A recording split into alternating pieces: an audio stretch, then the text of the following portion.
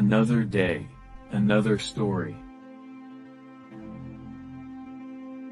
Once upon a time, there was a kingdom ruled by a kind and just king.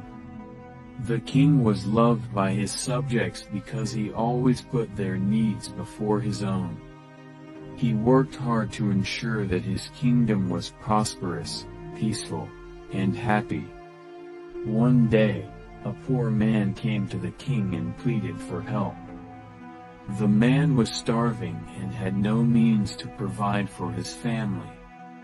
The king listened to the man's plight and immediately ordered his ministers to provide food and shelter to the poor man and his family.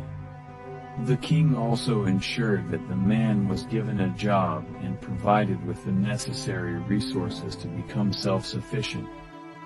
As the king continued to rule with wisdom and compassion, his reputation spread far and wide.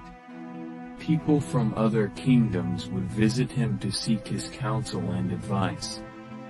The king was always willing to help anyone who came to him, regardless of their status or background. One day, a group of his ministers suggested to the king that he should build a grand palace for himself, fit for a king.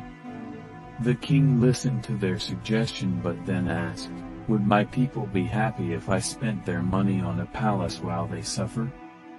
The ministers were taken aback by the king's response. They had never heard of a king who cared so much about his people. The king went on to say, "I do not need a grand palace to feel important. My people's happiness is what matters most to me." The king continued to rule his kingdom with wisdom and compassion, and his people lived in peace and harmony. When the king passed away, the people mourned his loss, but they remembered him as a just and kind ruler who always put their needs first.